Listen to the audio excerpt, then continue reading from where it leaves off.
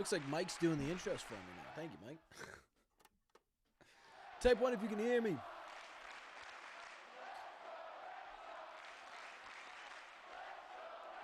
Feels like a backwards hat kind of stream, chat.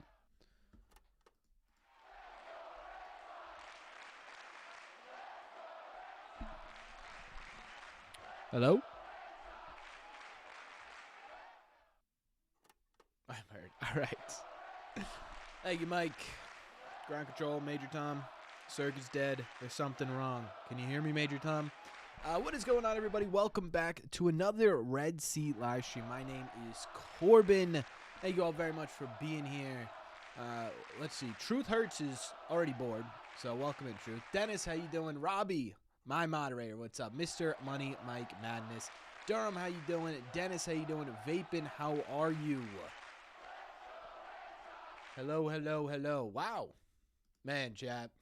You know how badly, what's up, Michael? You know how badly I want to be doing this right now? Like, imagine if there was just a game on that we could watch. Ugh. Life would be so good, chat. Life would be so good. Doesn't this just get you pumped? Good morning, good evening, good afternoon. What's up, user? This is throwing me off.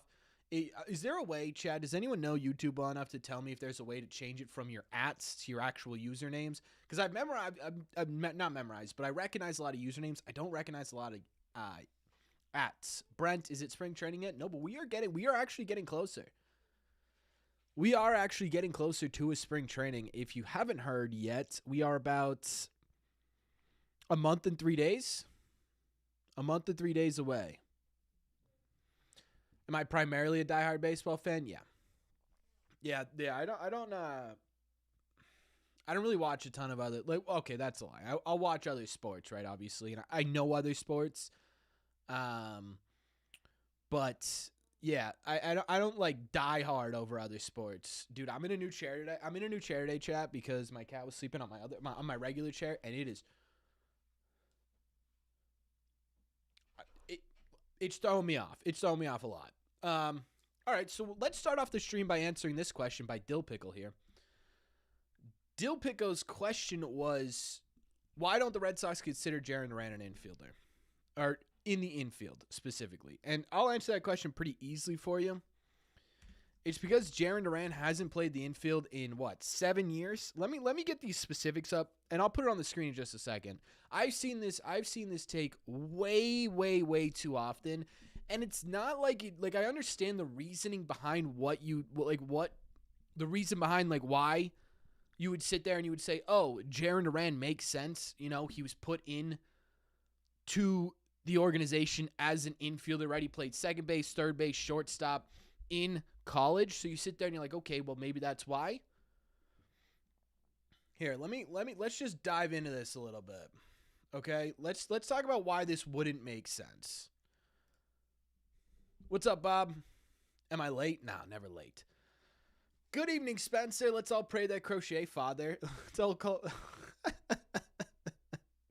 Let's all pray to Crochet the Father, Tully the Son, and the Anthony Holy Spirit that a trade/signing happens tonight. We haven't gotten one trade or signing, even like other teams, I think, in a live stream yet this offseason, which is pretty crazy considering we do most of these once a week. So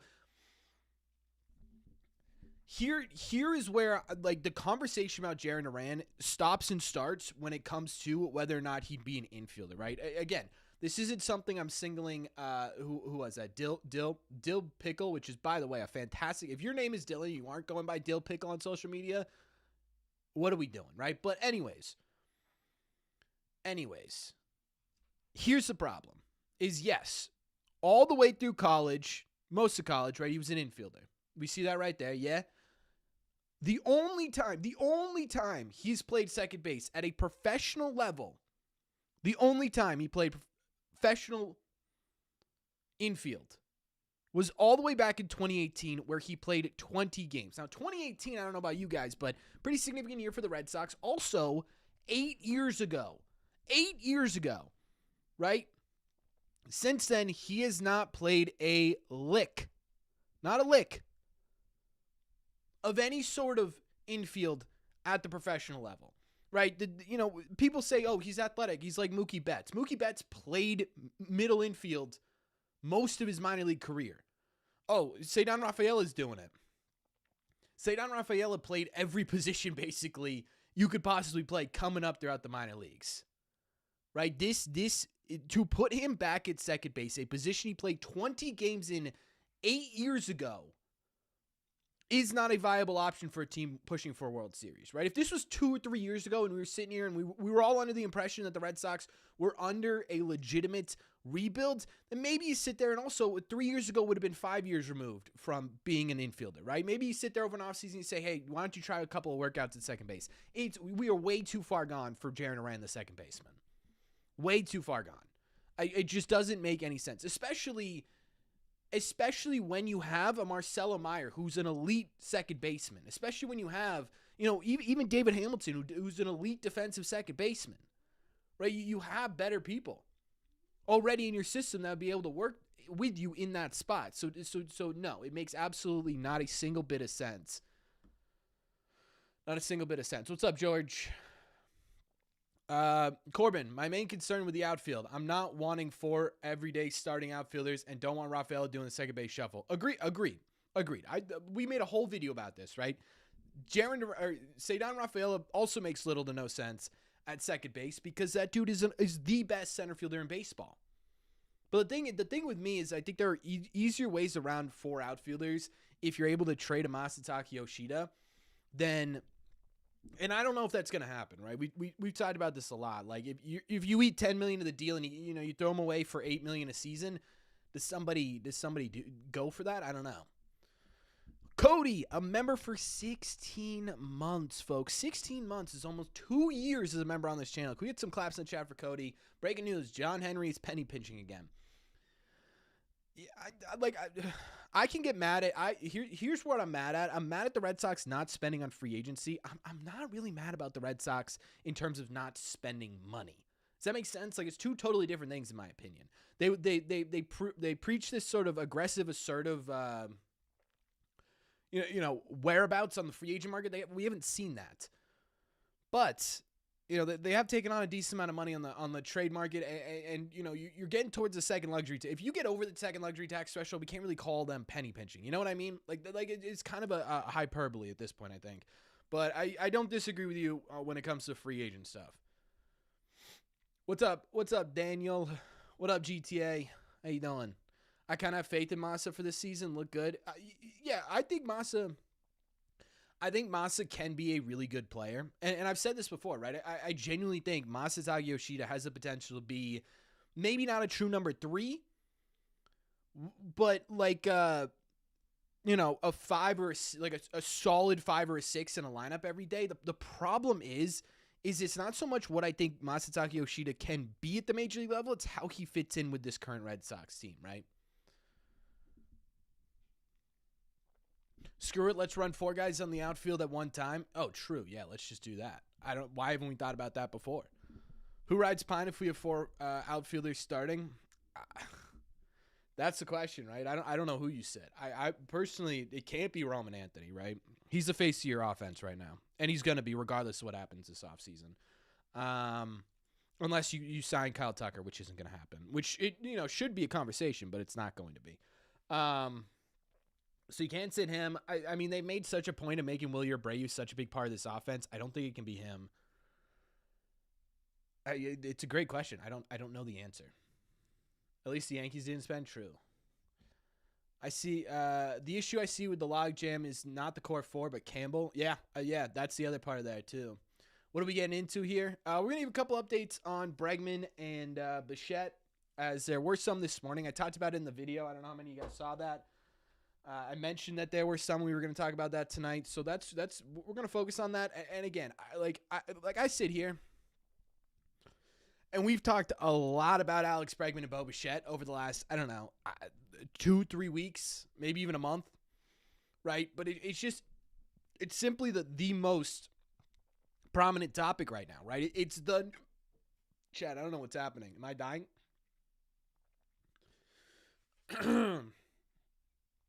I'm sorry, Chad. I don't know what just happened there. Anyways, it's just what's being talked about, right? It's the news that's coming out. I can't control the news. I can only control what I talk about. So that's why we did a video on something else this morning, and we're going to talk about Bichette and Bregman tonight. Yankees, Bellinger, Red Sox, Bregman. Then where does Bo go? Great question. I'm curious. So we'll talk about this. Do we want to get into this, or do we want to keep answering questions for a little bit and then get into it? Does Bayo's expected ERA concern you at all? Yes and no, Dill. Yeah, it obviously does concern me, right? I think he needs to be better at being able to get outs himself, right, and not so much rely on the people behind him, which I think is a lot of what he did this year, and it worked out really well for the most part, right? Bayo was a very good pitcher this year, and I think, the ultimate goal is preventing runs, right? We can look at the underlying metrics, we can look at everything else and say, hey, man, that's a little bit concerning, but ultimately he was able to limit runs, and so it made him an effective pitcher this season. What I like what the Red Sox have done this year is, they haven't brought back Bregman yet. And we'll talk about that in a second. But if they bring back Bregman and your infield is Bregman, Story, who I hope at some point this season transitions over to second base, bigger conversation, I think, at some point during spring training or during the regular season too. Marcelo and Wilson Contreras, you put together a really solid infield, right? And so with expected ERAs, it's a little bit tricky, right? An expected ERA on a team with a bad defense, yeah, that's a little bit concerning, right? But if you have a solid defense behind you and you're generating ground balls, I'm okay with a higher expected ERA. You would low-key prefer Bichette over Bregman. So, yeah, we're going to talk about that a little bit, too. You want to see Marcelo's glove at short so bad? Yes, same, dude, same. I can't believe they're going to get Bregman more money than they offered Pete Alonso. I kind of do. I don't think personally that Pete Alonso was a perfect fit. I think of the bats available, he made the most sense. Defensively, I think the Red Sox are sitting there and they're saying, we're the worst defensive team in baseball when it came to errors last year. If we truly want to take a step forward into not just being a sneaky wild card team, but a legitimate contender, you got to bring those down, right? Okay, so there are a few things that we need to talk about with specifically Bregman and Bichette. So we do a Bob Nightingale updates. Look, we've talked about Bob on the channel before. In terms of breaking news, not great. In terms of news that he sort of gets information on, writes articles about, a little bit better, right? So, we know the Blue Jays were still talking to Bregman. We talked about this before. Them re-signing Kazuma did not take them out of the Bregman race at all. But it sounds a lot like right now their focus is on Kyle Tucker. We'll talk about that in a second. The Diamondbacks are only in play if they trade Marte. This, to me, is the most interesting one. Right, because it seems like right now the Diamondbacks are the other team for Alex Bregman, right? It sounds like the team who feels like the biggest competition to the Boston Red Sox. And if they're sitting there, and we talked about this on a video too, right? This isn't groundbreaking news, but it is more confirmation of this. And this is why I'm kind of not that I'm taking Bob for like his word is gold, but it kind of aligns with what we've been hearing elsewhere, and that's why I'm sitting here kind of talking about it as if it were fact. Does that make sense? But we've heard this before, right? And to me, this is super important because we know that Mike Hazen is sitting there and he's saying, look, there's a limit on how long we're going to wait to trade Marte. And it feels like that limit's really, really close to being done and over with. If they can't get something done soon, that might take them out. Now, the Cubs are the other team that's been mentioned a lot, right? The Cubs are another team that's been mentioned a lot. The other news that we were going to talk about today was this from Ken Rosenthal.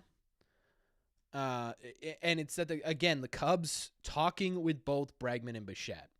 And I think that's super interesting, right? Because, from what we've heard so far this offseason, it's been sort of a mixed bag in terms of the Cubs, right?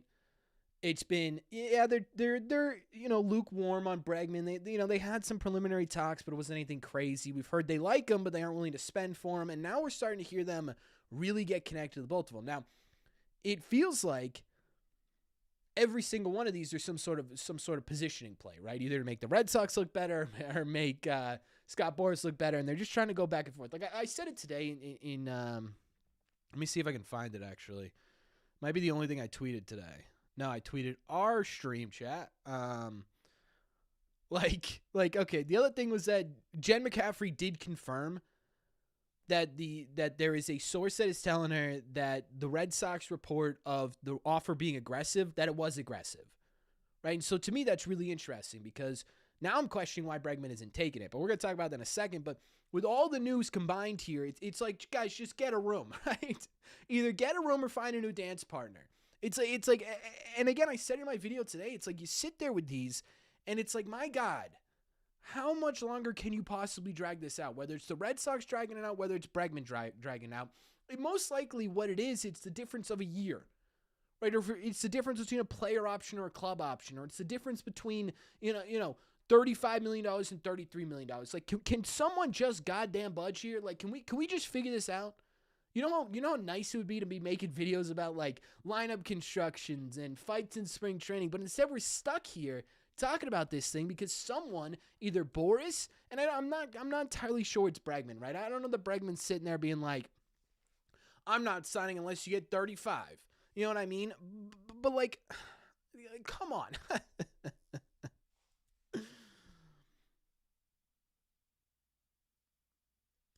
Can we just figure this out? I came by to say I want to hear you talk about our Mizzou legend.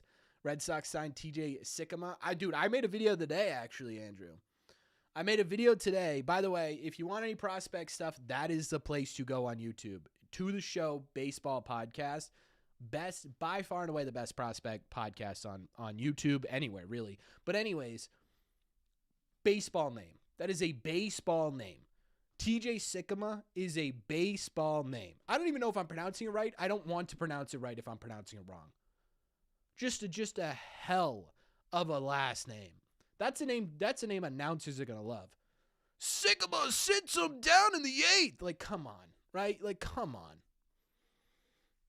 Yeah, George. Boras is known for this, right? He's made a career out of stretching these out and putting pressure and creating urgency amongst teams, and that's how you get these sort of Godfather offers, like the Padres. I always bring up the Padres and Xander because it's such a perfect example of how Scott Boras works, right? Everything might be legit, but everything's either going to be public or it's going to take 1,000 years. 1,000 years to sort of come together. And in that time span, he's going to let every single team know what's developing because it creates urgency, right? Like the Red Sox were very close to signing Xander. It felt like everything was lining up. They make that public boom. The Padres go, no. You're coming here, right? And he gets a Godfather offer, right? And so that's what Scott Boras does super well, and that's why this is taking so long. But it drives me absolutely crazy. It really does. It drives me absolutely nuts.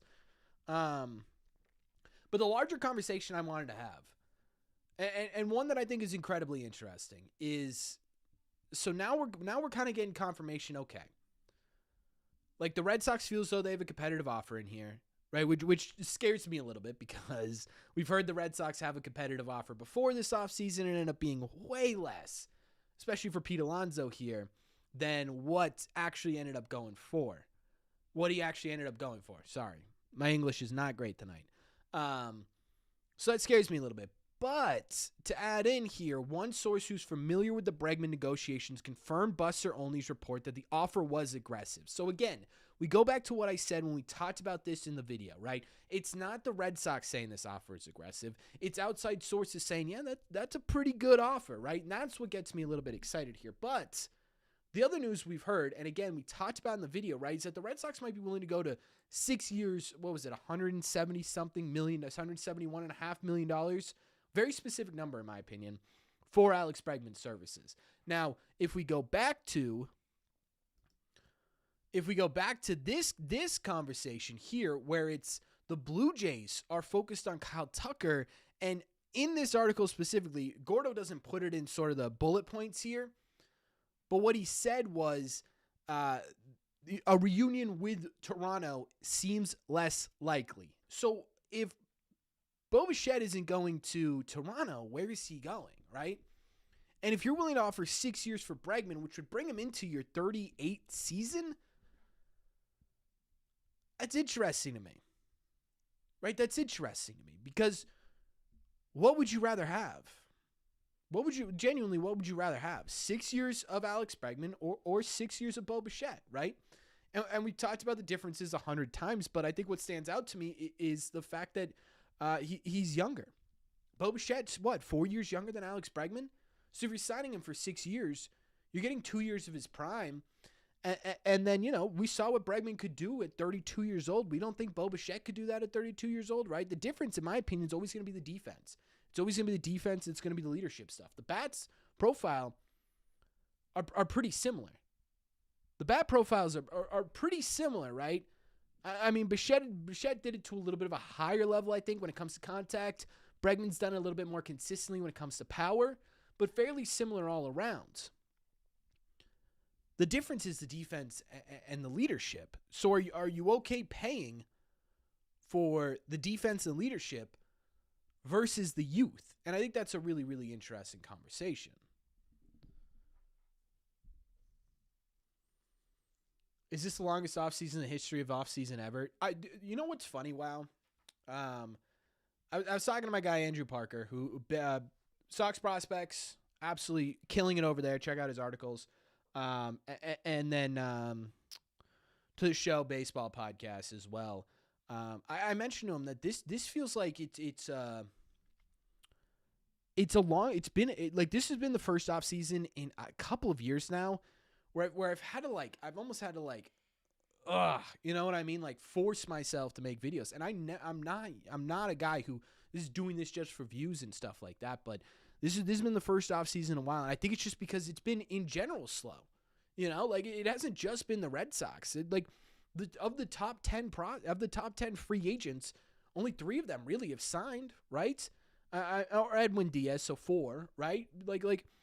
It's been Edwin Diaz, it's been Kyle Tucker, it's been Pete Alonso, and it's been Dylan Cease. Kyle Tucker's still the number 1 free agent available. He's still available.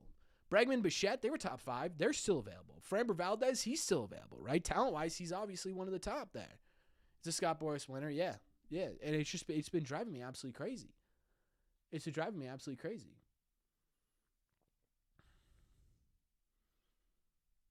This is the status quo. Unfortunately, it has become the status quo, right? And it shifted a lot. And Boras has been a major, major part of that. They sort of wait them out, and they'll blink eventually. Yeah, Tree, that was a tough one. I made a lot of videos about, Jordan Montgomery, and I'm very glad the Red Sox did not sign him either. You would trade Rafaela before you trade Durant. So here's the problem. You're saying Durant's a better center fielder than a left fielder. Why are we trading the better center fielder so Durant can play center field and be less than, say, Don Rafaela? What's the point of that? The leadership component is huge for the Red Sox right now. Without Bregman, who else is the leadership? Story, Chapman. Yeah, I think it's those two predominantly. Crochet, I think, too. A lot of people have talked about how Crochet's really taken this ace thing to heart and really just sort of become this true leader for the Red Sox. So I think the core 3 would be Story, Chapman, Crochet, with Durant obviously there as well. They both have had injuries, and for big money, I don't know if these are the type of players I'd pay big money. I would have paid Alonso, but these guys didn't bring enough for the price risk, in my opinion. So the problem with Alonso is, he posts. Historically, guys of his sort of make and mold don't age super well, and his defense was really not good either. By every metric, it wasn't great, right? So there was risk there for sure. You can't sit there and say just because he posted, he's worth, definitively worth more than both Bregman and Bichette. Isn't Pete a Boras guy? Wonder why that chip fell into place so quickly. My guess is it was just because the Orioles got super aggressive super fast. Like Boras to his defense here is always a guy who's going to be like, if the player wants it, that's what we're going to do, right? I think Pete Alonso just saw that deal and said, "Okay, that's it. I'm good. Don't BS me anymore. Let's just sign it." What's up, Jerbo? Whenever a player wants to stay put, Scott Boras will drag the entire process out. Whenever the player wants to leave town, that's when things go quick. Kind of, yeah. I don't disagree with that a little bit, but kind of. But it's a bit pudgy. Oh, for the love of God. Dude, these arguments are so stupid. Like so stupid. I hate them.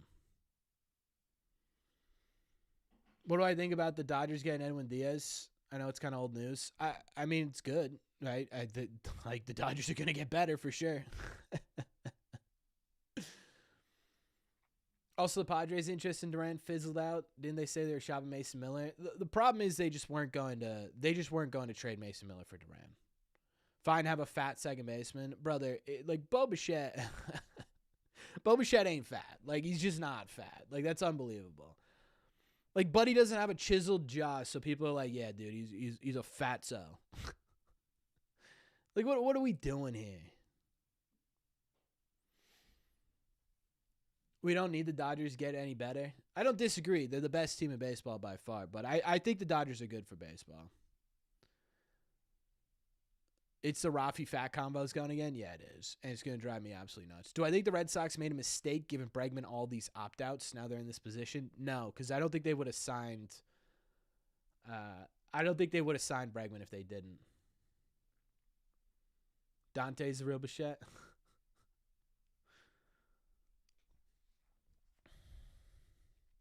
Dante, dude, is Dante? Dante's not a Hall of Famer, is he? No. There's no way Dante's a Hall of Famer. If Dante's a Hall of Famer, I am Bo Bichette. Yeah, no, he's not. It's the modernized Yankees. Yeah, it's exactly what it is. But the Yankees were good for baseball because they were just such a juggernaut. Right? They were this evil empire that if you weren't from New York, or if you were new to baseball, you're probably rooting for them, right? But if you weren't from New York, all you wanted to do was beat them. So every game mattered more against them. And every move you made was to take down this juggernaut Yankees team. And I think it's good for the sport to have a common villain. You know what I mean? I'm against Bichette because I hate how he smiles like he's trying to be smug in his MLB picture. I'll tell you what, I'm on the same page as you, sure. I hated Bichette when he played for the Blue Jays. If he plays for the Boston Red Sox, I won't. I won't. Funny how all these pitchers go elsewhere and have become better. Pivetta, Keller. I mean, dude, if you're mad about losing Brad Keller, we're not gonna be able to have a conversation. You know what I mean? Like, Pivetta, I think that just the Red Sox method didn't click with him. And yeah, I mean, eventually, yeah, that's a guy that you sit there and you're like, man, what could have happened if you were able to get that out of Pivetta and figure it out? That one kind of stings, but also you can't sit there and say that the Red Sox didn't vastly improve Lucas Giolito compared to what he was when he came here. Or you can't say that they didn't vastly improve Aroldis Chapman when he came here, right? And you can't really sit here and say that they didn't vastly improve Brian Bayo in their first full year working with him. Or even Crochet always had the talent, right? He just couldn't stay on the field. They were able to keep him on the field, and look what happened. The Red Sox are the second best bullpen ERA in baseball last year. You know, they were a top 10, top 15 ERA rotation in the sport. Right? Sitting here and saying the Red Sox can't figure out their pitching is the one thing you can't really argue against them right now, you know? You can argue their defense. You can argue that their offense is inconsistent, that there's holes in their offense. I think both those are completely accurate. But to sit there and say the pitching is the problem right now, statistically, it's just not. It's just not. What's my opinion on the Cubs trade? Look, dude, I have been a Edward Cabrera stan trying to get him to the Red Sox for 3 years. Literally since I started this channel. I think one of my first 10 videos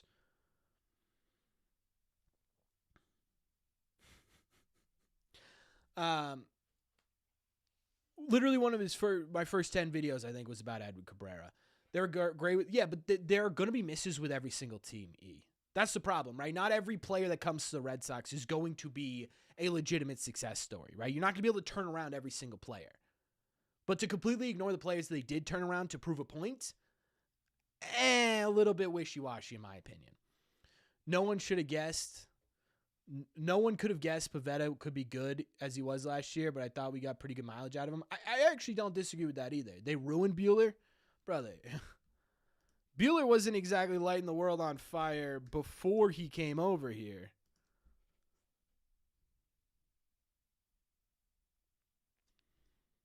Like Buddy had a 5.38 ERA in 16 games before he came over here, and then he had a 4.02 before he went down too. So it's not like it's not like we were getting 2021 Buehler and turned him into 2025 Buehler right there. Sox PR BS. Yeah, you got me. I get Chad. If you didn't know, I get fully paid by the Boston Red Sox. If you didn't know that, I get fully paid by the Boston Red Sox to do this. Do the Cubs trade the oddest package I've ever seen? I don't think so. How do I feel about Cutter Crawford's comeback? Dude, I like Cutter. I think to me, it's going to be interesting. The biggest kind of conversation coming into spring training is going to be what the back end of the rotation looks like. Because you've got Conley Early and Peyton Tolley, who I think are the highest ceiling guys that you could put in the back of that rotation, right? I think Johan Oviedo has secured a spot. I think definitively it's gonna be, unless injuries, obviously, Crochet, Gray, Bayo, Oviedo. The question becomes, one, do they go 6-man, right? Because they've got enough depth, I think, in terms of both long relievers and it depends on how you look at long relievers and starters. You could potentially do 6 people, right? Or are you doing one spot and you got to fight with 3 guys to figure out which one it's going to be, right? And it could honestly possibly be 4, maybe, if you include Patrick Sandoval in that. I think personally Sandoval is going to end up in the bullpen, but you got 4 options right there. And I think Cutter's right there in the mix.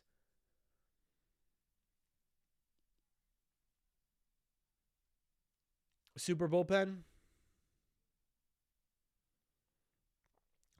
Do you think the Edward Cabrera was a win-win trade for the Cubs and Marlins? Yeah, I personally I do. I think the package was really great going back to Miami. I think they got some really solid. I'm interested why they decide. I mean, the Miami Marlins are decent offensively. And they ended up taking, what was it?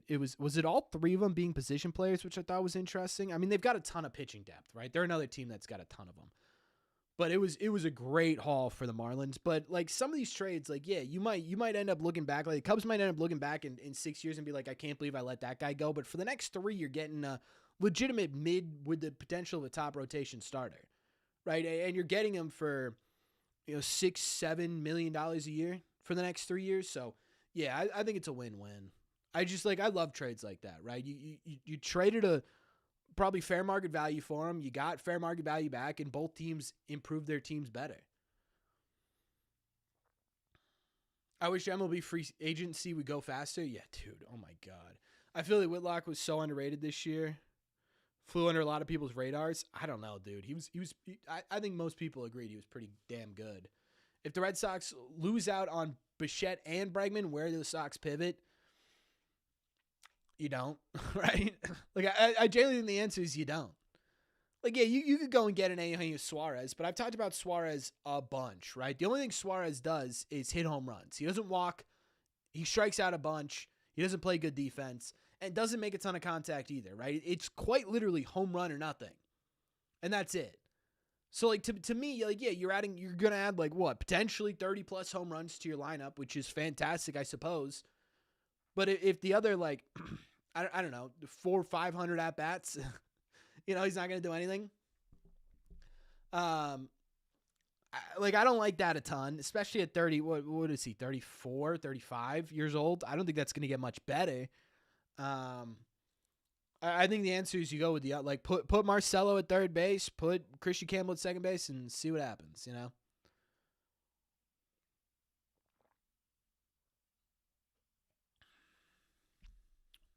I would be for a 6-man rotation. This is the first year in a while I think I would too.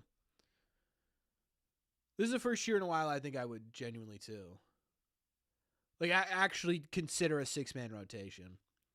Because like I said, right, you've got Kyle Harris, who I think the Red Sox are very interested in, who, by the way, was a really like small sample size, so I'm not going to harp on it too much compared to his starts. But if you look at what he did out of the bullpen, and again, I can't remember exactly how many innings it was. I don't think it was enough for us to sit there and be like, man, like this guy should only be a reliever, right? But like you go down to his reliever stats again, 8 innings, right? I get that. But you see the strikeouts per 9 pick up a little bit. The velocity, if you go into that too, picked up a little bit. This is a guy who can give you 2 or 3 innings out of the bullpen easy. Patrick Sandoval, again, another guy who I was talking about who I think could give you a couple innings out of the bullpen pretty easily. Even the guys who you protected in the Rule 5, right? Shane Drohan. Oh my God, what's the other guy's name? It's David Sandlin, and don't tell me, I'm going to think of it. Tyler Uberstein, right? Uberstein, Drohan were starters, and they're not going to be stars at the major league level. So those are 2 other guys who can give you depth out of a bullpen. So now that you've got sort of a couple of guys that can give you innings, so you don't have to keep using 1 inning guys and blow them out pretty quickly, I think you're in a really interesting opportunity to actually go for that 6-man rotation, right? Because then you could throw in earlier Tolley, and then whenever one doesn't win it during spring training, you start in AAA, you continue to work out, and obviously there are going to be injuries, and you'll get your shot eventually. But yeah, to start the year, is it the worst idea in the world? I don't think so. Did I hear that Buster only doubled down on his Bregman report? Yeah, so we just talked about that a little bit. This is what sort of convinced me that, okay, maybe he wasn't BSing, you know what I mean? And again, I said in my video, I don't think Buster only is purposely like making stuff up just to make stuff up. But you know, sometimes you get some false information that you put out there because you think it's legitimate information. That's perfectly fine, right? It's going to happen from time to time. But Jen McCaffrey coming in and saying, yeah, I've confirmed it with a separate source here that also said that he believes the offer is aggressive, that the Red Sox do have a legitimately competitive offer. I genuinely think that yeah, this is a legitimate offer on the table right now. And again, it's interesting because I don't know what the actual offer is. I can't imagine it's the 6-year, $171 million, because if it is, that contract's signed, right? It has to be signed. There's no way Bregman's getting anything more than that in the free agent market. It's just not. As E continues to just absolutely belittle me in the chat, he just got gifted a membership. So Anthony, thank you very much for gifting a membership to E. E, you can continue to spout to kind of absolutely nobody right now. What? I don't think 5 years, $150 million for Bregman to me feels perfectly fine. I have not a single issue with that. Once you get into the 6-year territory, then, you know, the last couple of years I'm a little bit worried, right? Because at the end of the day, no matter which free agent you sign, well, I'll explain it a little bit, Henry. No matter which free agent you sign, you're not going to win every single year of this contract. You're just not, right? Like if you go through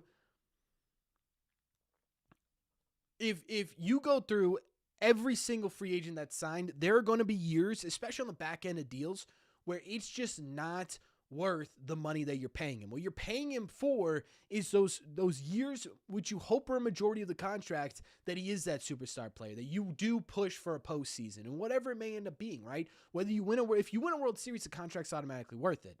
But with Bregman, you're paying for these, most likely probably 3 years of, I would imagine, 4.5, 5 B-WAR, and then you're probably paying for 1 year where he's, 3.5, whatever, if he stays healthy.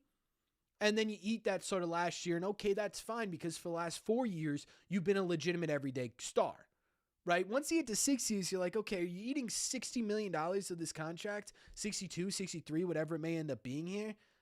Then I get a little bit worried because then, you sit there with, again, you talk about the latest rumors surrounding Bichette, and it's like, well, the Blue Jays kind of backed off a little bit because they've started going for Kyle Tucker. Would you rather give 6 years to a younger Bichette? Would you be able to get more out of him on the back end of that deal than you would in Alex Bregman? And what would be the difference, right? What would be the actual impact on the Boston Red Sox? You know what I mean? Like would there be an issue defensively? We don't know what Bichette looks like at 162 games, because one, he doesn't play 162 very often, but two, he's never played second base at a full-time level in Major League Baseball. So we don't really know what that's going to look like. If it's league average and you've got Meyer at third, I still think you're a worse defense overall than Bregman, but it's manageable, right? It's definitely manageable. I do get worried about the combination of Story and Bichette in the middle infield, though, a little bit. I don't know how much I would put Bichette at third base. His range was a big issue for him in terms of why he was a poor defender this year. Third base, it feels like, is a little bit more rangy than second base. I don't know. I feel you make the argument that it's not, and there's a difference between the two, but like there's where your question lies. You know what I mean? If Bregman goes, who becomes the leader? I think it goes to Story. A lot of Cardinals players talk very highly of Wilson Contreras.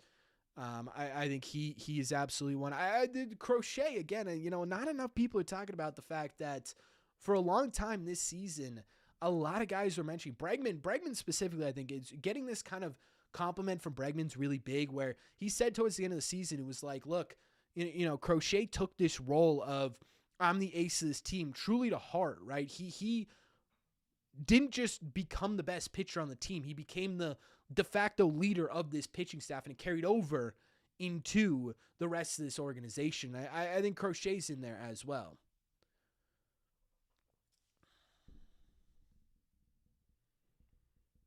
Yeah, I understand and see your point. I feel like there's a lot of money for 5 years. If they did something like 3 years, 100 million, I'd be happy. The problem is, Henry, yeah, the Red Sox would love that too. It's not his market value, right? It's kind of a conversation, Henry. If you take out baseball for a moment and you go up to let's say you're buying bananas, right? And you really want bananas, you're making smoothies, whatever. But you're like, I don't know, these ones are a little bruised, right? I want to pay $1.50 for this bunch of bananas. Well, at the end of the day, right, you can want to pay that, yeah? And that's what would make you comfortable, but you also have to get the grocery store to agree with you, right? And it's obviously a little bit of a different story because you can't exactly barter with a grocery store. But you understand my point, right? It's both supply and demand here. The Red Sox want to supply this certain amount, but the demand is this certain amount. And at some point here, with every free agent, you got to get to a point where you're a little bit uncomfortable with how much supply you're getting. Like the Orioles overpaid for Pete Alonso 100%, right? There's a very good chance the last couple of years of his contract don't look incredibly good either. But you pay that because for the first 3 years of that contract, it's going to be worth more than $30 million a season, right? That's the goal here. Bregman last year was worth, I think if you break it down, Robbie Hyde does a fantastic job at this. I'm not super great at this, but he uses, baseball trade values, I think, or Fangraphs, one of the two, where it's like every WAR in baseball is categorized out into a certain amount of millions. I believe it's about 11 million per one F WAR. Could be wrong, but I think Bregman was close to that, right? So that's the idea. Is you want to have it so that Bregman at the beginning of his contract is worth more than what you're paying him, and towards the end you sort of make up that. There are only a few teams that can and will pay that kind of contract. Yeah, true. Bregman's versatile too. He's played shortstop as well. We're not going to see Bregman anywhere but third base. Would be interesting though. Trade Masataka Yoshida, put Story at DH, Meyer at shortstop, and Hamilton at second base. Hell yeah. I'm in. I think it's around 9.6 or so. Yeah. So it's around, let's just say $10 million, right? So if you get a 4-WAR player for the next 3 seasons and then a 2.5 to 3-WAR player for the last 2 seasons, he's worth the value of the contract. You know what I mean? So I know it's off topic, but can we mention that the Celtics are second in the East on a quote down year? True. Go C's. In the 5th year of the contract, if you can't get everyday production, who do you want to be the leader in the dugout and lead rookies? Bregman. Yeah, I mean that's a great point too, right? Hi, Dad. Everyone say hello. Father Red Seat. Yeah, that's the other point too, right? If at the end of Bichette's contract, he's been injured a lot and you get good production, but maybe he's not the team leader. And if you're not going to get that same production towards the end of the contract, who would you rather have here? You know what I mean? All these veterans will decline unless you are Ted Williams or Tony Gwynn. Yeah, it's also not untrue. Only, dude, Dennis, 30 or 40 home runs is what Pete Alonso's doing now, man.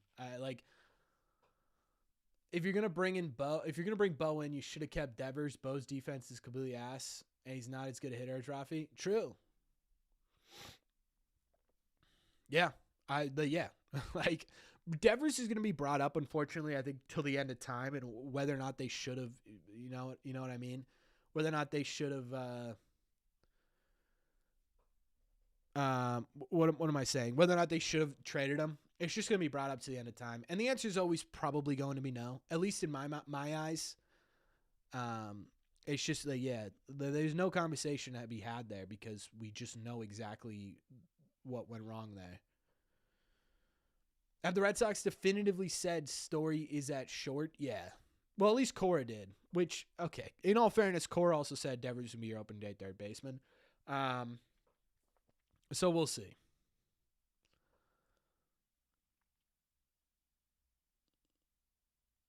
Yeah, George, that's a great. Yeah, my banana analogy worked better than I thought it was going to. You pay $1.50 for 6 bananas, you get 4 really good bananas, and then the last 2, you hold on to them too long. You either got to throw them away, you make banana bread out of them. You still getting value there. It's just not never going to be the full value of the deal. Catching my fade. Corbin, are the Red Sox working out a third trade with the Cardinals? Nah, I don't think so. How much is too much for Bregman? Again, I think you start getting into that 6-year. You start having a little bit of an interesting conversation. I think if 6 years is what it takes to get Bregman back, I'm not gonna like we can't sit here and be like, John Henry, open up the purse strings. John Henry, open up the purse strings. John Henry, stop penny pinching. John Henry, stop being so cheap. And then they sign a big deal and overpay for a player, and we sit there and go, that was a little too much, right? We can't we can't do that, right? So we got to pick a lane, right? So I'm not going to be mad if the Red Sox give them 6 years because it means they got aggressive. It means they wanted Alex Bregman and they paid over what everyone else was willing to pay for him, right? And if it works out in the beginning, great. If it doesn't, okay, that sucks, right? But we can't have it both ways. So in my opinion, 6 years is sort of where you start to get hey, this might be an actual overpay for Alex Bregman. 7 years is absolutely ridiculous. If they do spend 7 years, I'm going to be like, dude, why didn't you take that money and offer it to Kyle Tucker and get Durant's ass out of here, right? Or any of their asses outside of Roman Anthony out of here? Or why didn't you just give that to Bichette, who's younger, who it feels like you're gonna, but 6 years I think is your start cutoff here. You know what I mean? Will Roman Anthony become a leader? Yeah, I could see Roman Anthony being a leader at some point. He definitely has that mentality. Is the Peralta talk a trade or is he a free agent? He's a trade. I'd rather John Henry overpay. Yeah, I agree. Do you think there's any chance of the Red Sox signing Framber Valdez? No. Would I say yes to a Durant and Tolley for Reagans? It would be close. It would be close. And overpay is what the market has said for the past couple of years. Yeah, if you want players of higher caliber, you overpay. Agreed. Get this deal done already? Brother, I want nothing more. Nothing more than to get and you just like I said it today, just kiss or find a new dance partner. Please, right? For the love of God, just put an end to this. Put an end to this. 6 years, put Breggy beyond his sell date, but welcome down will be free agency. Yeah. Right, again, like we could sit here and we could strategize the perfect deal for Bregman. The problem is the perfect deal is not going to happen, right? It is very rare that a team gets the perfect deal. And in all reality, the perfect deal is this sort of opt-out stuff, right? Where you get 2 years opt-out, 2 years opt-out, or whatever it is, because you can always reevaluate what the cost of this player is every time he opts out, but you also run the risk of losing him every time he does that. So in reality, what you're overpaying for here is security for the first few years of this deal. It's what's going to happen. The perfect deal could happen if Scott Boras did. No, I like Scott Boras, yeah, absolutely. But I think it's just the way baseball works in general. Do you think we need to trade for number 2? And do you think we will? Need to? I wouldn't say need to. I think ideally yes. Do I think they will? I'm gonna say no right now. I think ultimately they don't, but wouldn't be surprised if they do. Why are you yelling at me, Card? I wanted Bo over Bregman due to age. I think Bo could put up numbers. Plus, I hate Boras. How much more does he need to sit on the bench with a hamstring? Card, I want you to do me a favor and look up Bichette's injury history before you start ragging on Bregman's, because they're very, very similar, and that's a little bit, in my opinion, more concerning because Bichette's younger. Remember what that Bregman did last year? Wait until spring training? Yeah, for sure. Who's our number 2? So here's my line of thinking, at least right now. Again, I think there is a world in which the Red Sox, they go and they trade for a number 2, and they use one of their controllable outfielders to do it. If that happens, I'll be psyched, right? I won't owe someone an autographed Marcelo Meyer baseball because I did say that when they traded for Sonny Gray. But anyways, this is kind of what I'm thinking.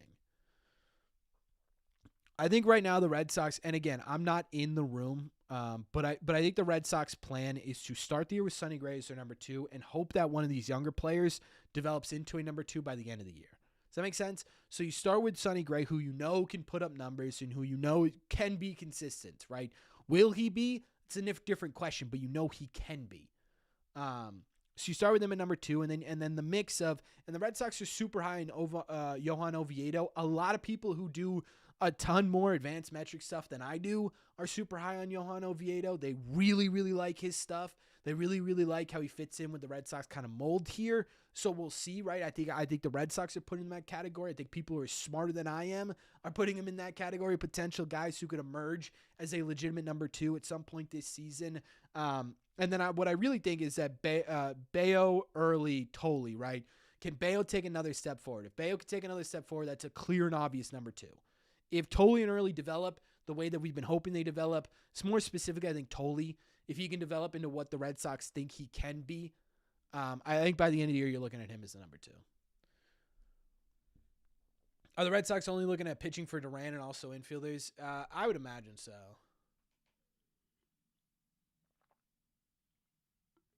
What do I think about a February 1st deadline for free agents to sign contracts 4 years or more in length? I mean, yeah, dude, I'm kind of for a I'm not even kind of. I'm definitely for a kind of cap on that. Will I be going live for opening day? Yeah. You're hearing more about Freddie Peralta? Oh, boy. Facebook is tingling, chat. Dave, teams are not giving out Soto money this year with the CBA looming. Boras represents Bichette. He doesn't. Yeah, Tucker is not overrated. Tucker very easily might be one of the more underrated players in baseball, actually. People seem to forget about Tanner Houck. Tanner Houck's not going to be playing this season. What up, Manny? How you doing, brother?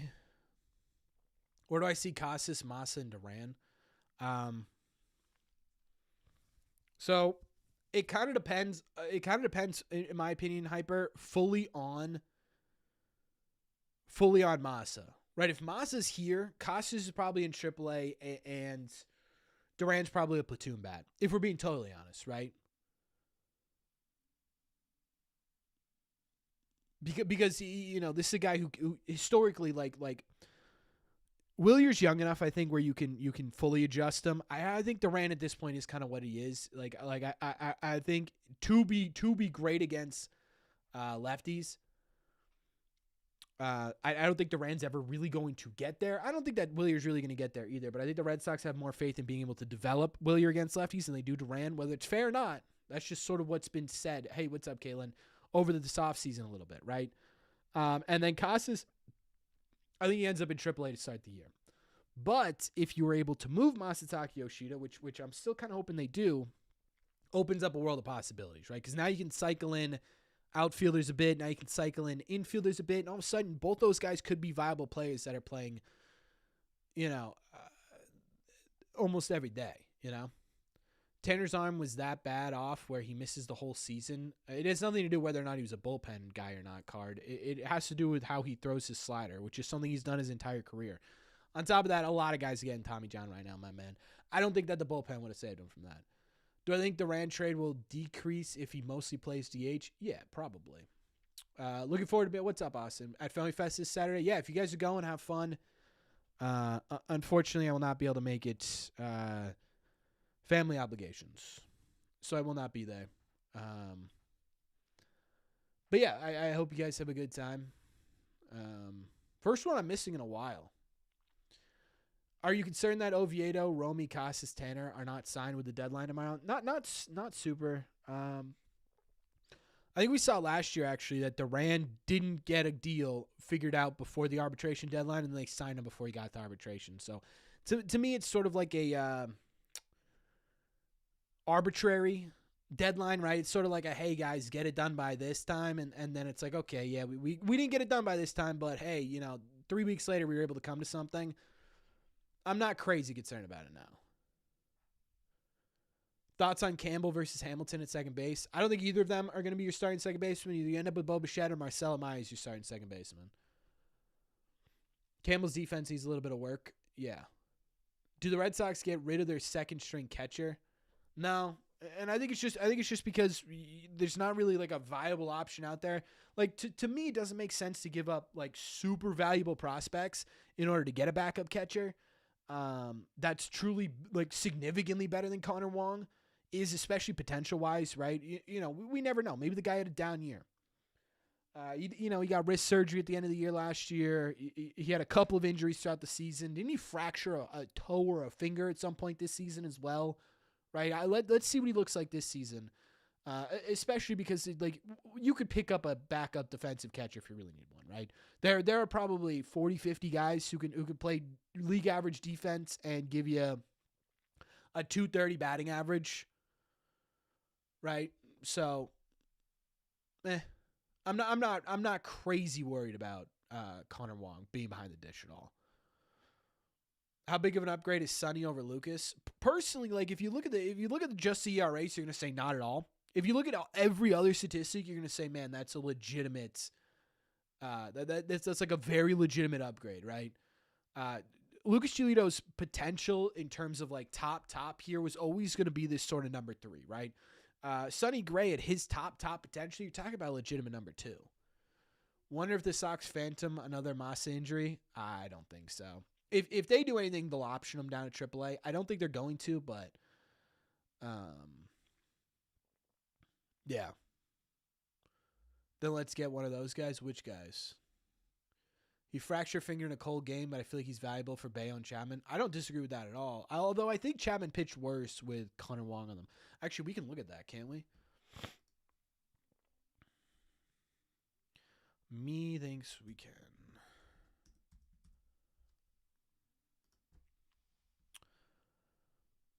Splits 2025. Let me see here. Yep, by catcher. No, he's about the same. Why did I think he was... Dude, Anibal Sanchez, brother. Never let this guy in front of Aroldis Chapman again. This guy hates him. Yeah, it was about the same. So, yeah. I could see it. Sox got minor league catching depth. We did well there. True, they did get a lot this offseason. I think Wong broke his finger opening the door for... No, I thought it was a hamstring or something that did that. Or maybe it was the finger.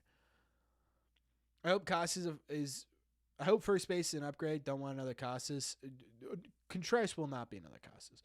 You also have Contreras as a catching option. That's true. Yeah, I think that's another thing. True. I didn't really think about that, but yeah. I think I actually think for the most part with Contreras, they're not going to put him at catcher. Like, they're going to try and void it as much as possible. Belly back to the Yanks. I think it's ultimately going to end up happening, which to be honest with you is fine. Like, it kind of sucks, but I don't think it's the worst. I'm not terrified of Cody, but like an aging Cody Bellinger to go with an aging Cole, to go with an aging Crochet, to go with an aging Rodon, to go with an aging Giancarlo Stanton, right? They don't have a ton of youth over there. I'm cool. I'm cool with it. Like, it felt like last year, too, Bellinger, like, it feels like Bellinger's kind of stuck going back to the Yankees because, like, like every other ballpark, it feels like he doesn't have that season, you know?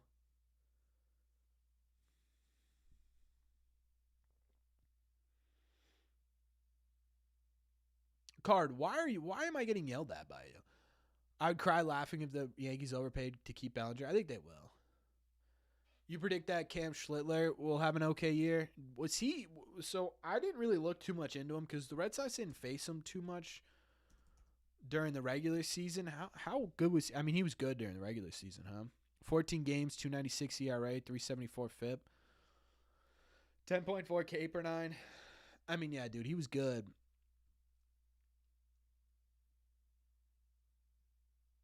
Do I think he's better than this next year? No. But I could see him around the same, dude. The Yankees pitching does scare me. I think that yeah.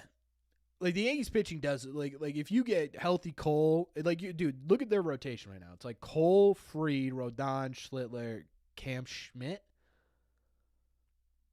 Like that's low key like okay. Right. Like okay, guys. What games are Bregman play in Boston? Huh? Losing Ref Snyder blows, but I get the business side of it. I'm not like a huge like I said it. I said I'm gonna miss Rob, and I am gonna miss Rob, but I'm not gonna sit here and be like, man, what are the Red Sox gonna do without Rob Ref Snyder? I think they have answers. Yeah, I don't disagree. There are issues here. I think that you can expose with Cam Schlittler. I think that you just caught the Red Sox on a super bad day, dude. Oh, dude. It just haunts you. Rewatching that just haunts you. You know, what are all these notifications? Did something go down? Oh,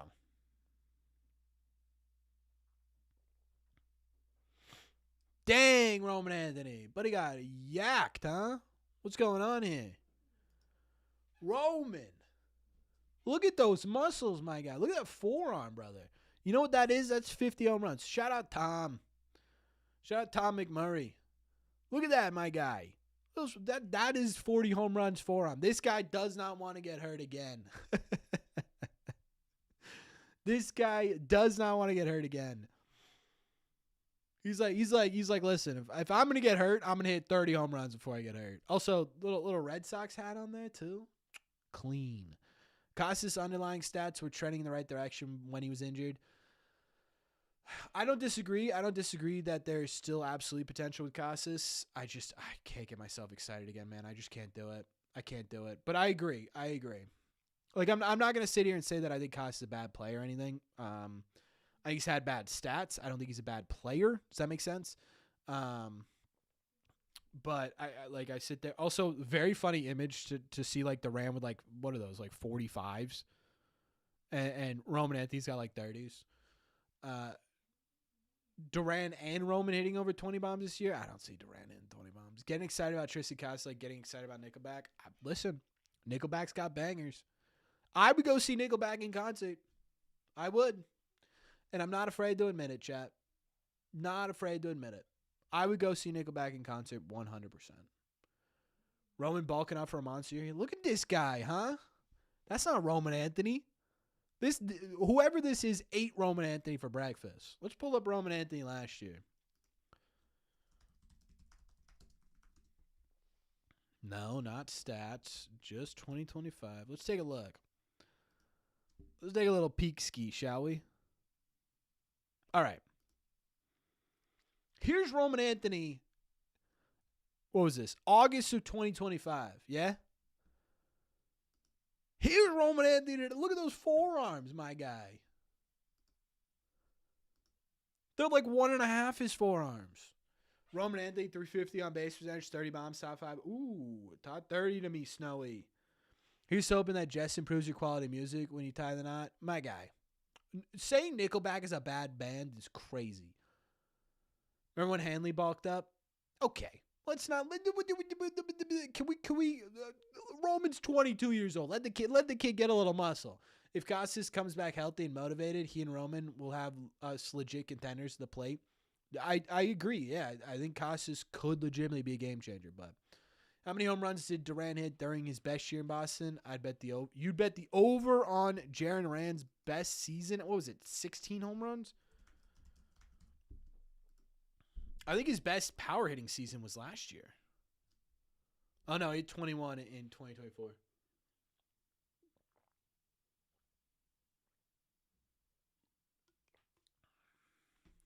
Oh, for sure, Dennis, for sure. Roman needs to ride next year. Marcelo is without a position going into the season. He's kind of not. Honestly, dude, he's kind of just, if they sign Bregman, it'll be second base. If they sign Bichette, it'll be third base, right? I think that's sort of the answer there. Is it a myth that pitchers shouldn't bulk up?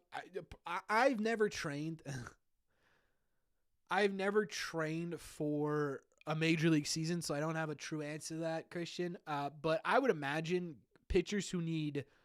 I suppose it just depends on the way the motion of your approach, right? Like Chapman's yacked out of his mind, and he was the best closer in baseball last year, one of the best closers in baseball. Whereas a guy like Crochet was in really good shape. He wasn't yacked. You know what I mean? Rob Pinto Bean, what's up, my friend? $1.99 super chat. Thank you so much. Sox should take a chance on Kopech. You think so?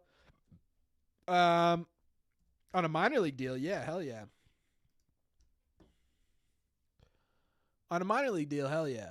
On a major league deal, no. I'm good with that. But yeah, dude, like his last 2 seasons, extremely promising. He only played 11 innings this year, so a little bit tough for me to give you an answer to that one. But like this year, yeah, if you get this out of him, yeah, 100% I'd take a shot on him. If you get him on a minor league deal, I'd 1,000% be down with that.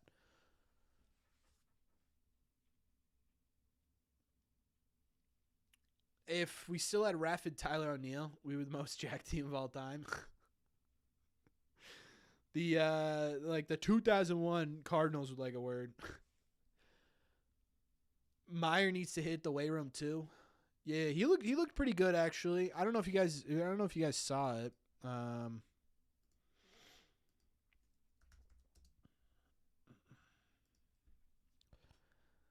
me see if I can get a picture of Who is this? Who is this? Why do I not recognize this guy? Chat, am I an idiot?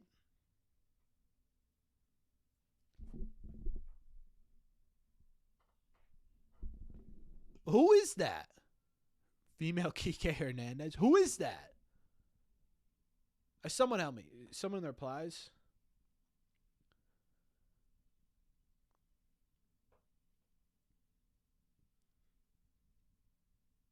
Tristan Gray. Thank you. Thank you. Let me see if I can find. Yeah, Meyer I think looks good too. Like if you compare, like I think they're both in pretty good shape right now. That was the ultimate.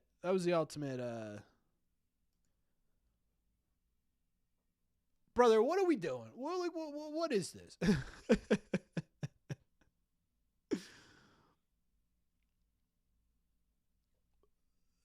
What is this workout?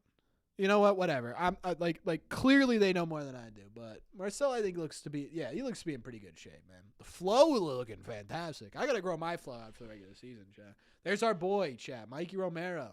He was there too at Story Camp. Duran was there. They got golf clubs. I don't know what they're doing. They're hanging out. Whispering sweet nothings. Enjoy Miami. Yeah, Story Camp looked pretty fun. MLB has no idea how to train pitchers. Every human is different. That's true. That's true.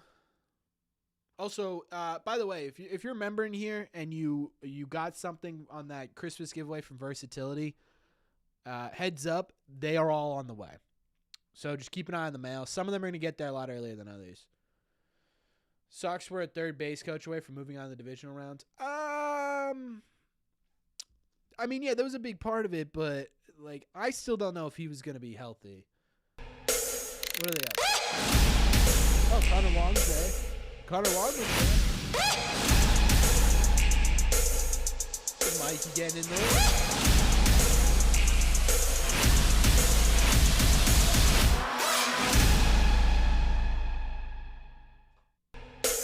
I would say that these boys are in pretty good shape.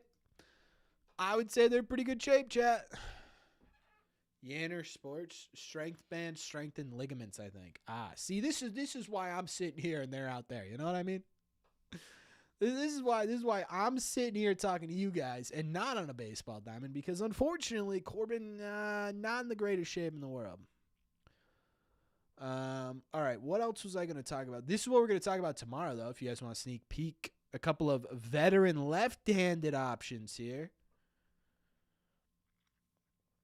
Red Sox have remain engaged with Danny Colombe and Tim Meza. Also lists Kyanel Perez is a potential option. So those are two things that we're gonna be. Corbin likes his donuts a bit too much, brother. That struck me to my core. How did you know I like donuts? Who are you? Do I still expect the Red Sox to make a big trade this offseason?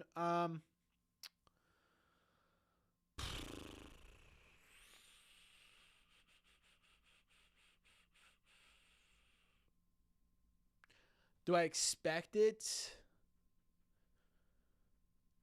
No, I don't expect it. Would I be shocked if it happened? No.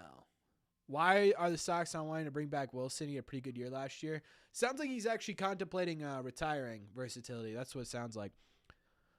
Mats went to Tampa. Yes, he did. $5 super chat from Mr. Money Mike Madness. Mike says, waiting for John Henry to unhermetically seal his wallet. Let the Benjamins breathe, brother. He's the 6th richest MLB owner. Signed players. A music director. A music director. What are we putting on a play now? Remember what happened last time when the Red Sox tried to put on a play? Didn't end well for them. Yeah, versatility. I don't know if you saw this. I think Milliken had the blurb about it. I think it was in Chris Cotillo's latest article. But let me see if I can find it.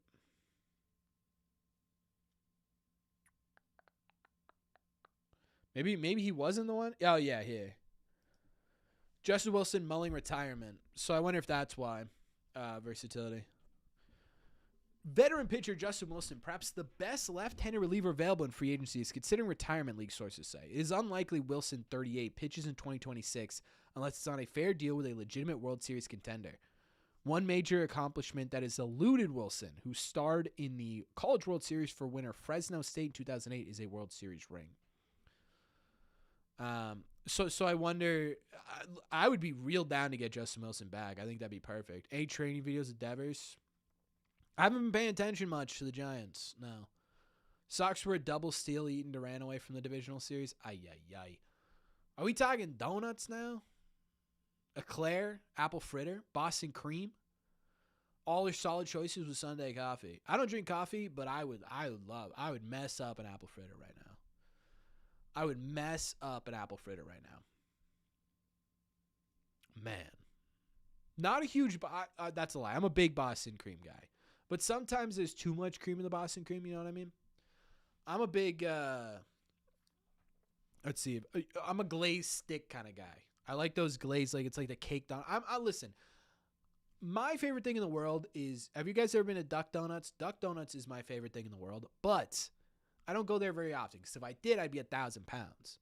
Every once in a while, though, I will go to, there's a Dunkin' literally 2 minutes. I live in Massachusetts. There's a Dunkin' 2 minutes from me. So I'll go there once in a while, get a glazed stick. Slaps. I think Colombe is probably the next best option then. Yeah, I like Danny Colombe. I don't know how to pronounce his name super well, if you haven't noticed. Yeah, he was really good this year, right? He fell apart for Texas at the deadline. Not crazy worried about it. He's been good for a while. You know what I mean? Like yeah, you can have a one bad half season still be an effective pitcher in my eyes. Another guy who I pointed out kind of quietly in a video, who's still out there. I don't know what he's gonna make in 2026, and if the Red Sox will be willing to pay it, but I like the idea of Taylor. Like, if you look at these last 3 seasons, again, bad second half of the year, and okay. Like, you look at the last 3 years for Taylor Rogers, like, it's 3.16 ERA. The only thing that concerns me is the FIP, and it's a FIP because he gives up some home runs, but he also pitched in Cincinnati for half a year, although he did pitch in San Francisco, so that kind of balances it out a bit. Yeah, this would be another interesting one to me. Who's the other guy that they mentioned? Maza, Tim Maza. Right? This one wouldn't really. But again, we said the same thing about Justin Wilson, to be fair. Right? We were like, this is fine. I mean, he had a decent year this year. It feels like all these guys, maybe this is why they aren't being signed, fell off hard in the second half, huh? Again, another guy kind of they all feel like they're in the very similar category to me where, like, I wouldn't sit here and be like, my God, thank God we got one of these guys. I think it's pronounced Coulombe, right? I think is probably is probably the best option in terms of been doing it for a while, but he's also kind of been in and out of the injured list too, so I think that's part of it. I like Taylor Rogers and him to me are in the same category. I wouldn't mind Tim Meza because, again, I've said this before, but the one area of this team that I like truly trust Craig Breslow in is developing and figuring out relievers, right? Feels like outside of Hendricks, who just was injured and didn't really mesh with the Red Sox all that much, I don't think. They've done a very good job at sort of turning around these relievers. So, Baseball Reference has pronunciations. Yeah, Meza. I don't want the 8 lefty pen we had, but I'd like 2 lefties, not kind of the closer. I'd agree. I'd agree. They're pretty high on what's his face, Giovanni Moran. Which, okay, we'll see how it works out, right? Again, I trust him in the area. And we've talked about this before, but they view Kyle Harrison as a lefty reliever right now. So those are 2 guys right off the bat that could be. Yeah, but I think getting, and I said this in my video, what was it? The like perfect end of the offseason. I think getting just a veteran guy that you can kind of give the ball to and not have to tweak too much with is in my opinion really valuable for a super young. Like if you go to the Red Sox bullpen, it's really young.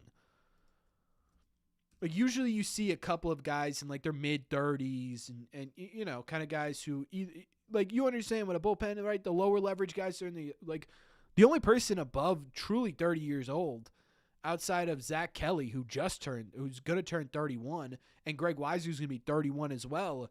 All these other guys, and obviously Chapman, but Chapman's kind of like his own position, and there's the rest of the bullpen, you know what I mean? All these other guys are under 30 years old. Pitching is definitely a strength for Breslow, yeah. If the offseason ended today, what grade would I give Breslow? Like a C. Like a C minus, actually. I don't think he failed the offseason if it ended today. But I mean, you made marginally better in improvements than you were last year. I don't think it's enough, significantly enough, to take a legitimate step forward right now. Right? And I think you're missing that bad. Why does Fangraphs do this? Why does anyone else get that ad on Fangraphs?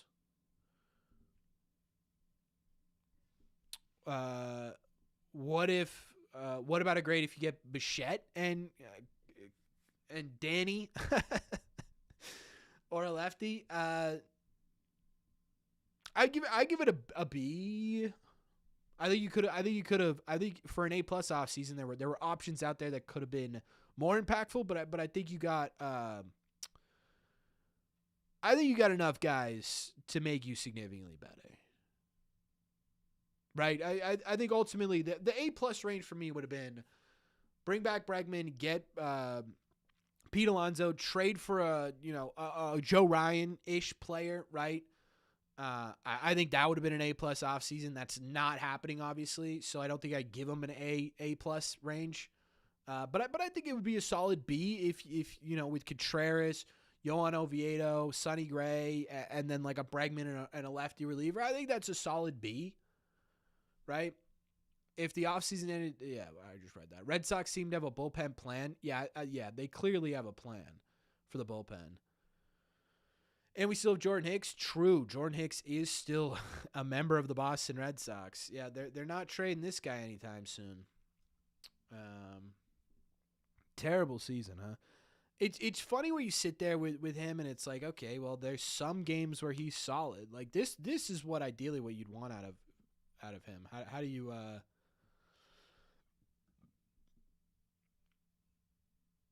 how do you get this out of Jordan Hicks is going to be the question, I think. Colombe, Bregman, and Bo, they're not going to get Bregman and Bo.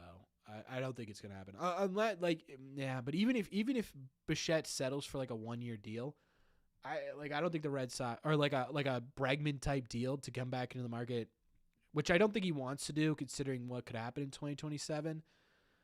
But like, even if it gets to that point, I still don't see the Red Sox, unless they could trade away. Like, they would have to. The problem is with getting both Bregman and Bichette is the budgetary restrictions they put on themselves, right? That's ultimately what's going to stand in the way of that. Have Wong just tell Hicks at those strikes? True. Why hasn't anyone thought of that yet? They need to develop Harrison into a starter. Otherwise, you got nothing for Devers. I'll be honest with you. Even if Harrison becomes a decent number 3 or number 4 starter, you got nothing for Devers. Right? Yeah. Even if Harrison's your number 3 for the next 5 years, you got nothing for Devers. Jordan Hicks is like a meatloaf in the back of the fridge. This is what I'm talking about. This cannot be a normal Fangraphs ad. It cannot be. This is insane. Sometimes reliable, sometimes you spend the afternoon in the bathroom. Dude, Jordan Hicks, at least Red Sox-wise, only spent in the bathroom. Wong struggled a little bit behind the plate last year. A lot of pass balls. Yeah, I think part of that's his frame, too. Like I think you can only get so good at agility-wise to make up for, like, he's a bit of a smaller catcher. But if you can compare him and Carlos Narvaez, I wonder if there's a picture of them side by side.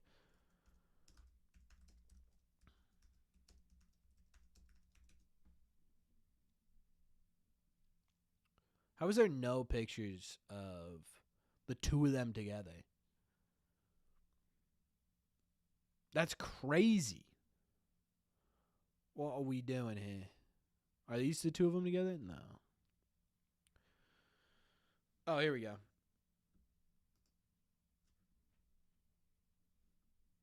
Like, yeah, he's a bit taller. He's a bit wider. You know what I mean? Corbin, I'm quiet.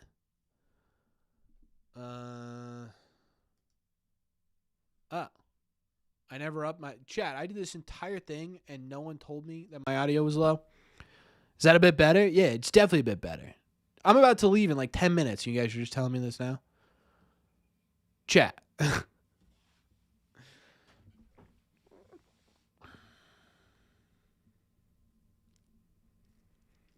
Versatility, I'm with you 100,000%.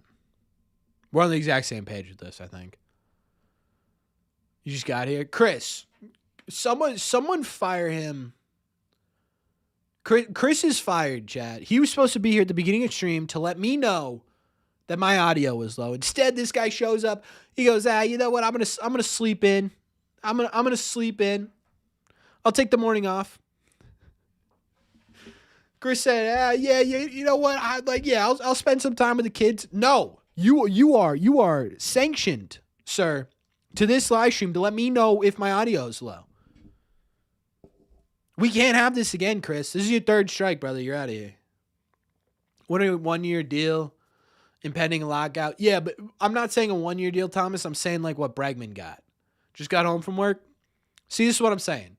Guy's got 2 jobs. We can't have a guy here with 2 jobs.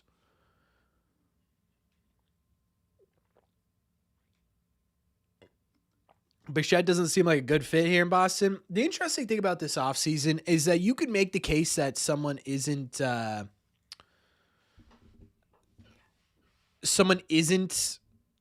perfect fit with the Red Sox for every single one of them, right? Tucker to me is the one guy you make an exception for. But like Bregman, you could make the case that he's not the perfect fit for the Red Sox. You could make the case that Schwarber wasn't a perfect fit, that Alonso, like all of them, right? So it's sort of about, what do the Red Sox think is the best fit, right? And again, I think it's Bregman. I think he makes the most sense both on the field and off the field.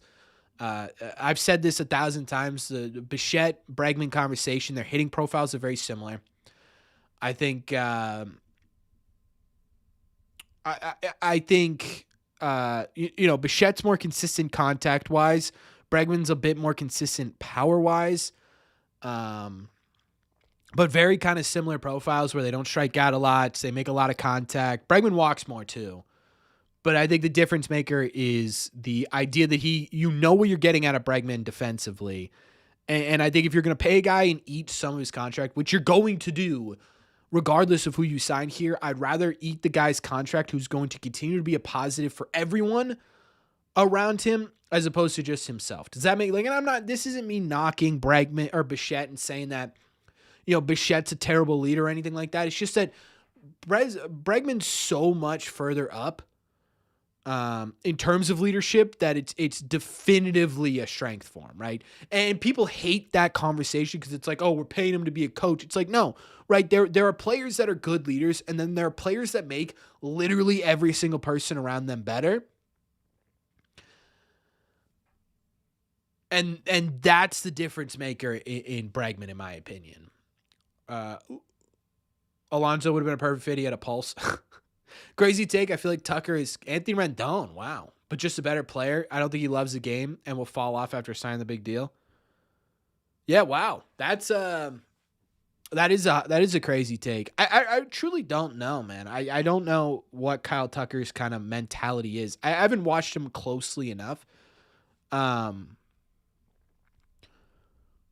That's an interesting tip. We'll see how it ages for sure. The one thing with Tucker is like with Bregman, if you're gonna pay him $30 million a year, and he plays, let's say, and even Bichette, right, who's averaged about the same amount of games per year as Bregman has throughout his career. That's the other thing too. They have a very similar injury kind of trajectory here, but Bichette's getting similar injuries earlier on in his career. Let's say Bregman going forward, you're paying him $30 million, and he plays 130 games a season, but he's got a 4 WAR. Right, which I think is what he had in terms of B-WAR this year. It might have been like 3.5, somewhere in there. Let me see. Yeah, I was dead on. 3.5 in how many games? 114, but he's a 4 WAR player if he plays most games a season, right? But if you pay Kyle Tucker, let's say $40 million a season, and he's a guy who plays 120 games a year and puts up a 4 WAR, you're sitting there and you're like, whoa, wait a second. You know what I mean? Hold on a minute. Reports came out about him not being too motivated. Oh, I haven't seen those. Yeah, that's interesting. I watched a video of John Boy saying the same thing. I guess that's being said about someone on the market this year. What, saying that they're like not super into baseball? What's up, Kerr? That seems like a bad idea. Kerwa? Bo is further along version of Meyer. He's injured every year. He's just further along offensively. Yeah, I don't think that's totally out of the realm of possibilities. I'm so high on Marcelo Meyer. Marcelo Meyer gets 100, 110, 115 games this year. He's going to turn heads. Is the market moving slow? Yeah, the market moves slow for these big guys every year. Outside of like last year was a bit of an exception because Soto signed pretty quickly. But yeah, every year these big guys take a while. I think when did Shohei sign too? Shohei was like mid-January as well. Are we ever going to sign anyone? I do think the Red Sox sign one of Bregman or Bichette. I personally I think it's like 85% Bregman, 15% Bichette right now. We'll see. I do think they get one of those two. It's just a matter of waiting out the market, which is the worst part. Wait, the Red Sox drafted Bregman? Yeah, sure looks like it. Drafted by the Red Sox in the 29th round of the 2012 amateur draft. Sure did. Set up the plane flight? Oh, true. Do we think the Marte deal is dead? Yeah. I don't think the Red Sox are trading for Marte. Unless they're like fully confident. Unless they're fully confident they're going to get neither Bichette or Bregman, which I don't think they are. I don't think a Marte trade gets done. I said this when the Contreras trade happened, right? I think the Red Sox have a ton of pitching depth, but you can only give up so many pitching depth before all of a sudden you've given up the depth and now you have no depth left, right? You've giving up Dobbins and Fitz. Like, I'm not going to sit here and be like, oh, I can't believe they gave him up. But then you get into Pareles and you're like, okay, well, this is a little bit interesting, right? And then to get Marte, you'd have to start dipping into Tolley and early, Witherspoon in there as well. And all of a sudden you sit there and you're like, huh, right? Like, oh, okay. I don't know if I want to do that, right? So I think that's what's going to ultimately stall between the Marte deal. No, they would not pay Valdez. What do I think of possible Durant for rushing plus? I would say pretty happy about it. I honestly don't know too much about Dalton rushing, right? It'd be interesting in terms of the fit with the team, right? Obviously not a great first showing in the major leagues, but this guy, I mean, like 953 OPS this year in AAA. Last year it was an 890. Like, he can hit. You know what I mean? He just needs to adjust. I just don't know where the fit would be right now on the team, right? Would he start as sort of like a backup catcher, first base kind of combination? And then, like, if you can move Casas, it'd be interesting to see. $2 super chat. I missed it. I'm sorry, thinking. I think we get a true number 2 starting pitcher.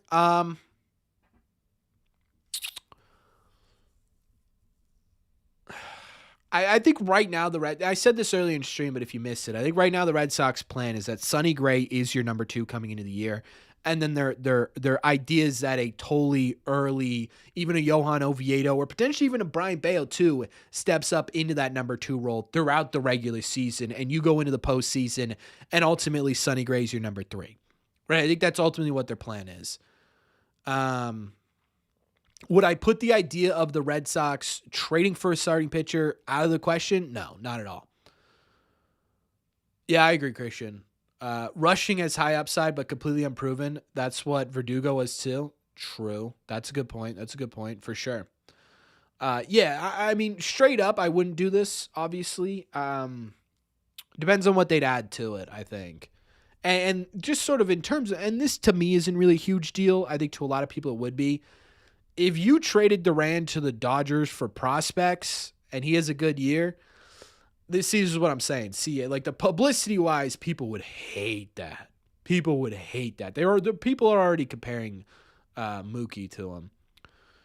I don't know if the starting pitching is good enough.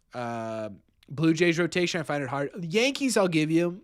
Blue Jays in a 7-game series, I think it's a lot closer than you think.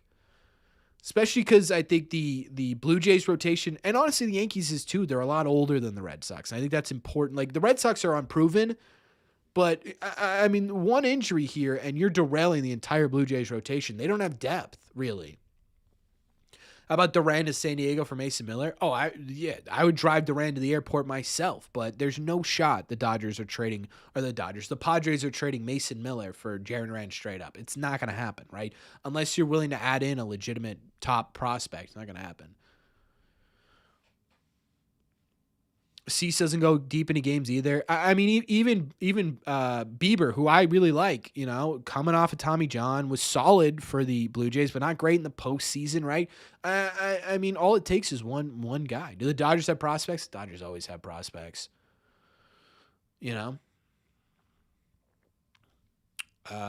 May, one of the most useless players MLB has ever seen. God, Jeter Downs. I totally forgot about Jeter Downs. That Mookie trade will go down in history as maybe like a top 20 worst trade in baseball history, I think, in terms of what the Red Sox got back. I mean, ultimately the trade wasn't about what they got back. It was about, David Price's money and just sort of trying to get anything for Mookie, but God. All right, chap. Hey, by the way, Conformity Gate, not real. There is no new episode of Stranger Things, unfortunately. The Red Sox are trying to model what the Dodgers are doing. In order to do that, you got to spend, though, brother. Yeah, I probably would too, Robin. It just I don't know that the Red Sox would, because it would probably be a pitching prospect. Did Jeter Downs get out of Double-A? Yeah, didn't he get a couple appearances on the Red Sox? Mike tripping? I don't know. Why do the Dodgers have so many tradable prospects? They spend money on free agents. True.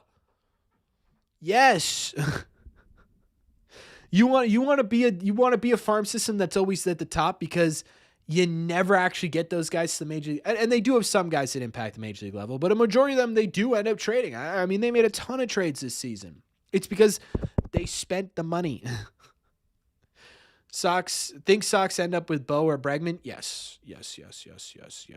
Also, too, I think with the Dodgers as well, is you build up this sort of reputation, right?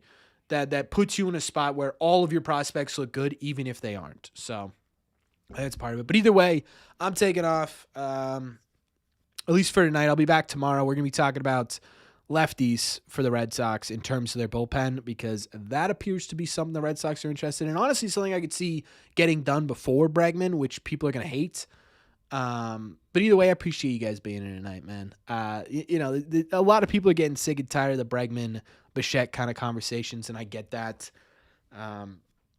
I just want a resolution. That's all I want. And so yeah, I'm hoping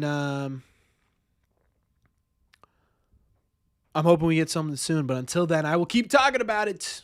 I will keep talking next member stream. We'll probably do it. Look, I got a lot going on family wise, and not great family wise over the next couple of days. So definitely not this week. I'll try next week. We'll see how I'm feeling. But regardless, I appreciate you guys being here. For those of you who donated, thank you. Thank you very much. It's always unbelievably generous of you guys to do that. For those who became members and who re-upped their membership, thank you. I appreciate you guys as well. And I will see you guys in the red season.